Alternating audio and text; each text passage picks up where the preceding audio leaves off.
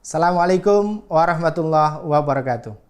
Alhamdulillah, kawan-kawan yang rahmat Allah Subhanahu wa taala.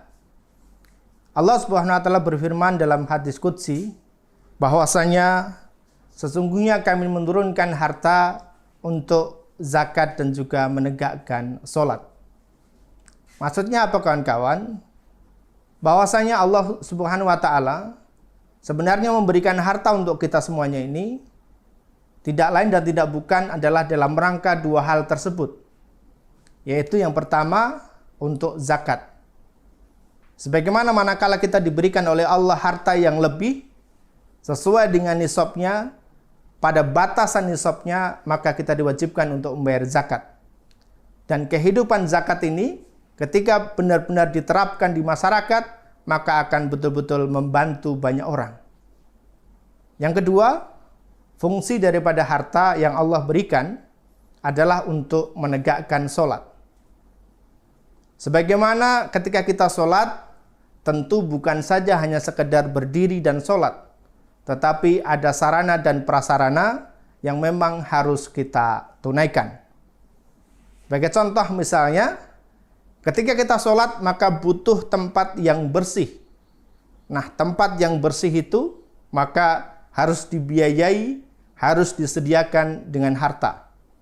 Butuh pakaian yang bersih, yang rapi. Maka untuk mengadakan pakaian yang bersih, yang rapi tadi, itu adalah dari harta yang telah Allah berikan.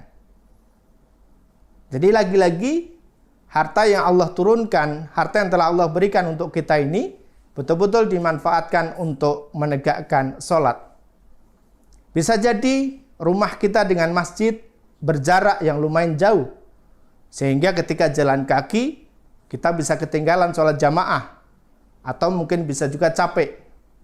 Maka kita bisa gunakan harta tersebut untuk membeli kendaraan. Kita gunakan kendaraan itu untuk datang ke masjid. Maka kendaraan yang kita gunakan untuk ke masjid itu dalam rangka menegakkan sholat. Bisa jadi dalam kita berangkat ke masjid tidak sendirian, tapi ada keluarga kita, ada anak-anak kita. Dan kalau hanya menggunakan kendaraan roda 2, motor misalnya, maka tidak cukup. Maka butuh kendaraan roda 4. Harta yang Allah berikan, harta yang Allah titipkan, maka kita gunakan untuk menegakkan sholat, yaitu dengan membeli mobil. Agar apa? Agar keluarga kita bisa sama-sama berangkat ke masjid. Kawan-kawan dirahmati Allah Subhanahu wa taala. Tidak hanya sebatas itu saja. Ada hal lain lagi. Misalnya, kita sudah rajin sholat jamaah di masjid. Kita sudah menjalankan terkait dengan sholat ini dengan baik.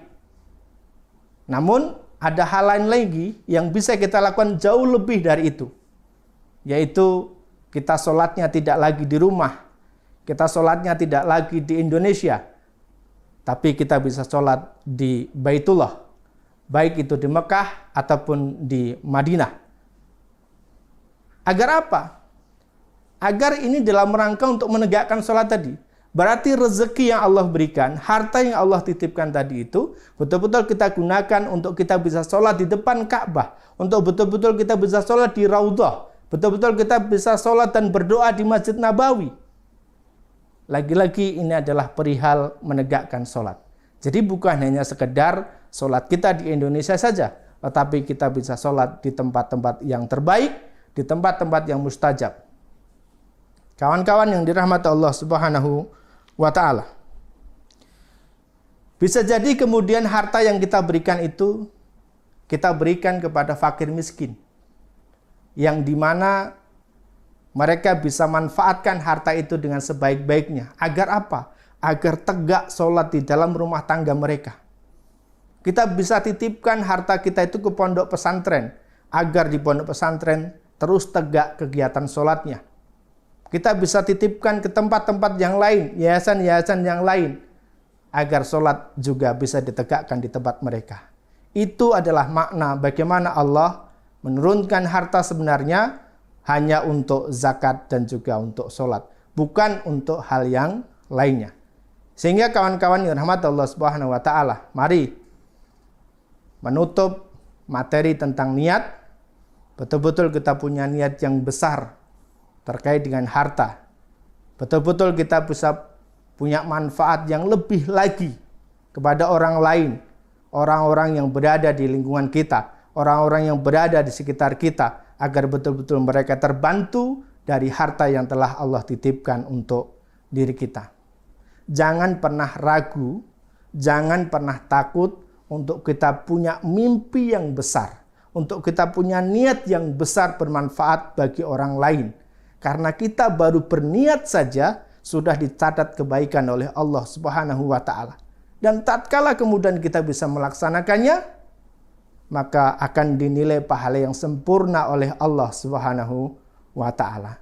Tugas kita kawan-kawan hanyalah meniatkan saja. Dan bagaimana mewujudkannya itu adalah haknya Allah Subhanahu wa taala. Assalamualaikum warahmatullahi wabarakatuh.